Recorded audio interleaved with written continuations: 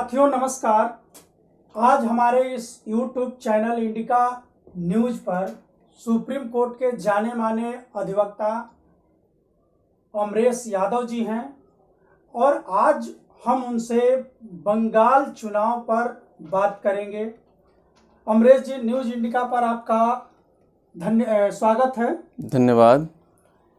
अमरेश जी, बंगाल में चुनावी सरगर्मियां जो है बड़े जोर शोर पे शुरू हो गई है। सारे राजनीतिक दल जो हैं इस समय सक्रिय हैं और दोनों तरफ से वार प्रतिवार हो रहा है।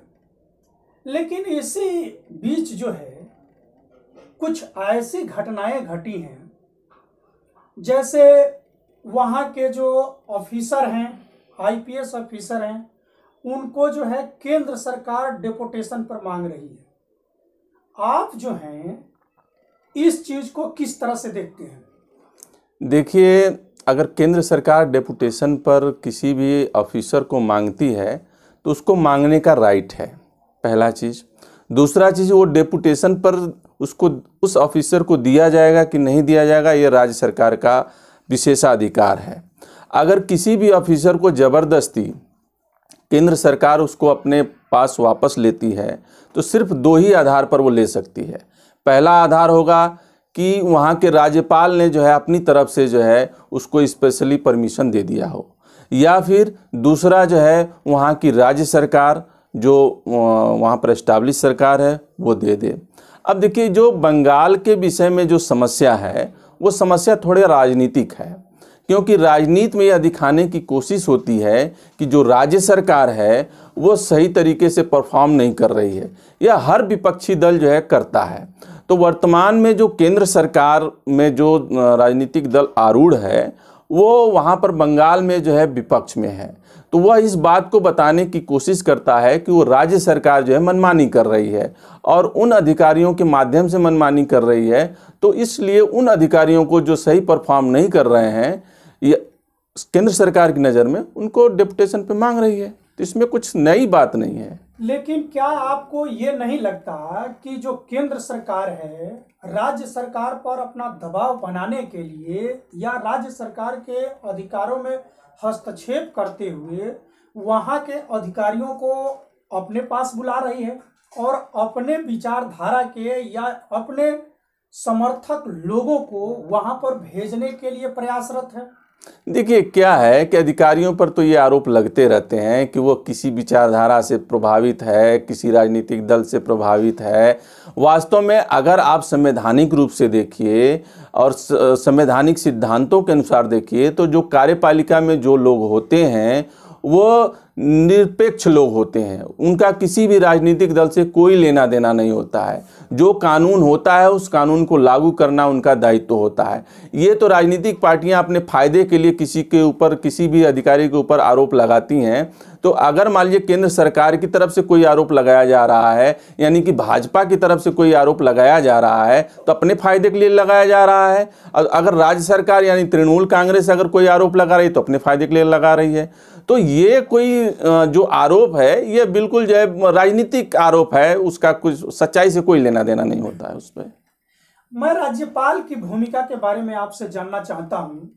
देखिए, जब उत्तर प्रदेश में हाथरस जैसी घटना होती है या बिहार की घटना होती है, वैशाली की घटना, या अन्य प्रदेशों में जहाँ पे कि भारतीय जनता पार्टी सरकार में है, वहाँ पे कोई भी राज्यपाल जो है राज्य सरकार को ऐसा कोई निर्देश नहीं देता जिससे कि लगे कि हाँ राज्यपाल अपनी सही से भूमिका का निर्वहन कर रहे हैं। लेकिन बंगाल हो या केरल हो या जहाँ पे भारतीय जनता पार्टी की सरकार नहीं है, वहाँ पे एक छोटी सी भी घटना घटती है तो राज्यपाल जो है अपनी मुख्य भूमिका में निकल करके चले आते हैं।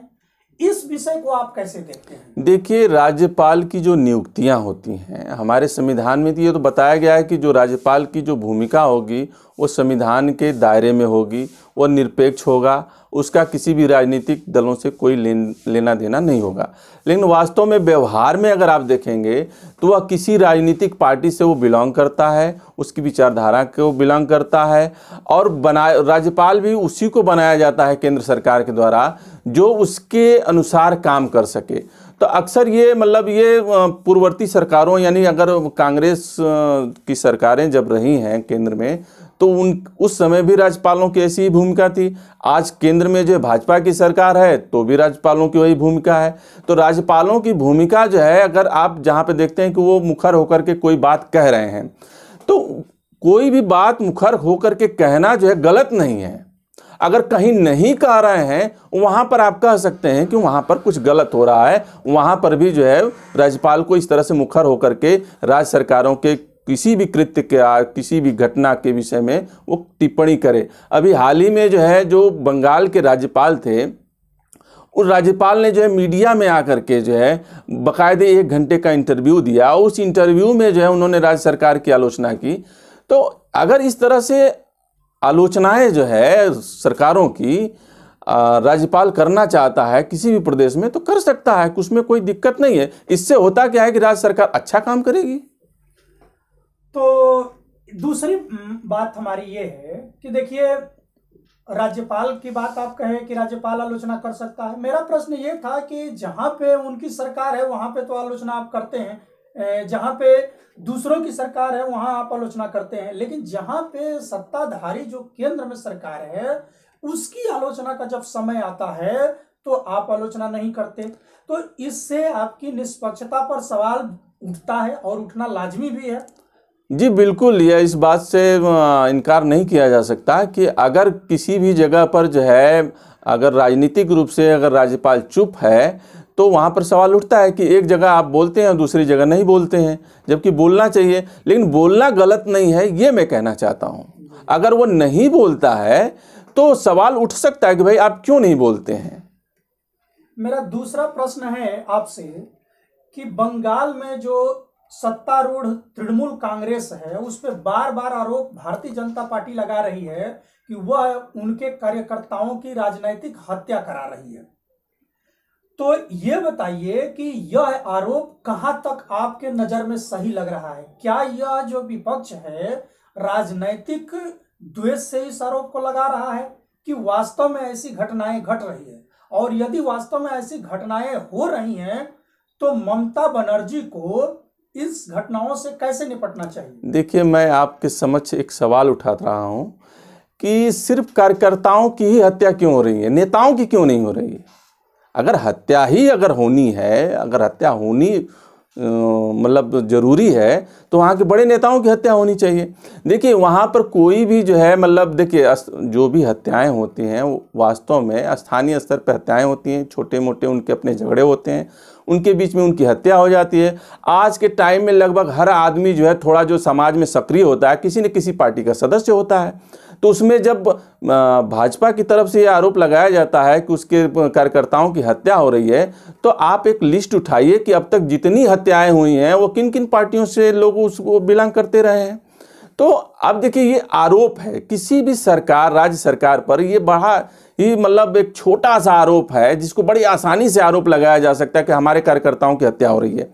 जैसे आप देखेंगे जम्मू कश्मीर में वहाँ की पीडीपी सरकार, जो पीडीपी पार्टी है महबूबा मुफ्ती की, वो कहती है कि हमारे पिछले 20 सालों में 10,000 पार्टी कार्यकर्ताओं की हत्या हो गई।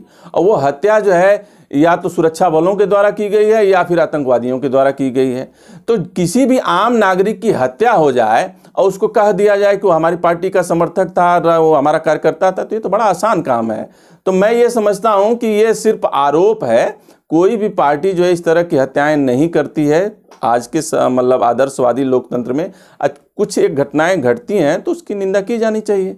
वो देखना चाहिए कि क्या वहाँ की राज्य सरकार जो जानबूझ करके इस चीज़ को प्रश्रय दे रही है या इग्नोर कर रही है। तो यह कानून का विषय है और हमें लगता है कि हाई कोर्ट अगर इस तरह का कोई भी काम होता तो हाई कोर्ट स्वतः संज्ञान ले लेता। मेरा दूसरा प्रश्न है आपसे कि एनआरसी और सीएए का जो मुद्दा है वो पिछले साल बड़ा ही सुर्खियों में रहा। लेकिन जब बंगाल का चुनाव आता है तो इस मुद्दे को भारतीय जनता पार्टी जो है बड़े जोर शोर से उठाती है। यही जब दूसरे जगह चुनाव होता है तो उस मुद्दे को ठंडे बस्ते में डालती है।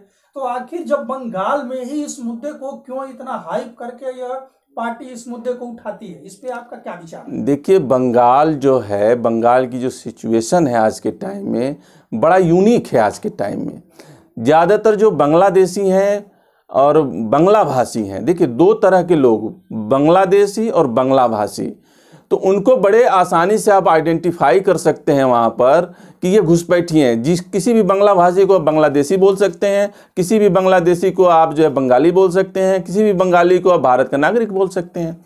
तो वो वहाँ का मामला थोड़ा यूनिक है। दूसरा चीज़ को जो सीए को लेकर के वहाँ पर जो समस्या है, वहाँ पर एक बड़ी संख्या जो है, जब बांग्लादेश का निर्माण हुआ था तो उस टाइम पर लोग आए थे। उस टाइम पे जो लोग भी आए थे वो आज के टाइम में भारत में इस्टाब्लिश हो चुके हैं, उनकी आर्थिक गतिविधियां भारत में हैं, उनके रोजगार हैं, उनके घर हैं, मकान हैं। तो इसको लेकर के बड़ी समस्या है। तो अभी आपने सुना होगा अमित शाह जी ने कहा कि अभी हम कोरोना से निपट जाने के बाद सीए को लागू करेंगे, और एनआरसी तो अभी बहुत बाद की चीज़ है, एनआरसी तो बहुत बाद में आना है। तो कुल मिलाकर के वहाँ पर जो सवाल उठाया जाता है वो सिर्फ इसलिए उठाया जा रहा है कि सीए और एनआरसी जो है इसके द्वारा जो है कम्युनलाइजेशन किया जा सकेगा। तो इस कम्युनलाइजेशन का कुछ खास मतलब नहीं निकलने वाला है वहाँ पर, ऐसा मेरा मानना है। मैं लास्ट टिप्पणी आपसे चाहूँगा कि आपके नज़र में बंगाल चुनाव जो है इसका परिणाम क्या होने वाला है, या भारतीय जनता पार्टी यहाँ एज लेते हुए दिखाई दे रही है, या ममता बनर्जी पुनः रिपीट करेंगे? देखिए, मैं इस प्रश्न के उत्तर में कोई सीधा उत्तर नहीं देना चाहता, लेकिन मैं आपको एक बात बताना चाहता हूं कि ममता बनर्जी ने जो है जो बीजेपी की स्ट्रेटजी के काउंटर में स्ट्रेटजी अपनाई है, उसमें जो है बंगाल प्राइड को मुद्दा बनाया है। बंगाल प्राइड मतलब बंगाल का गौरव। बंगाल का गौरव कौन संभाल सकता है? कोई बंगाली ही संभाल सकता है, कोई बाहरी व्यक्ति नहीं संभाल सकता है। दूसरा चीज़, जो बीजेपी की स्ट्रेटजी है उसकी स्ट्रेटजी ये है कि पोलराइजेशन किया जा सके, और पोलराइजेशन करने का जो है उसका एक जो मेन आधार होता है सीए एनआरसी है। दूसरा चीज़ हिंदू मुसलमान है।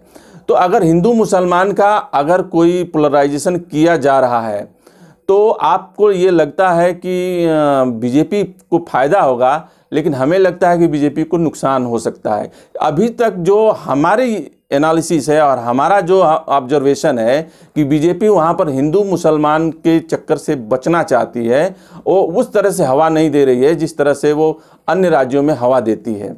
दूसरा, बंगाल प्राइड का जो सवाल जो है ममता बनर्जी ने खड़ा किया है, और इस दो तरफा लड़ाई में बीजेपी और टीएमसी, इन दो की दो तरफा लड़ाई में जो है कांग्रेस और वामपंथी पार्टियां जो है बाहर जा रही हैं। तो उनको भी आपको इग्नोर नहीं करना चाहिए। और वहाँ पर जो है बीजेपी बहुत ज़्यादा एज लेती हुई नहीं दिख रही है, लेकिन एक बात तय है कि बंगाल का चुनाव बहुत दिलचस्प होने वाला है। अमरेश जी, आपने बंगाल के चुनाव पर अपनी विभाग टिप्पणी रखी, इसके लिए न्यूज इंडिका पर आने के लिए आपको बहुत बहुत धन्यवाद। जी धन्यवाद।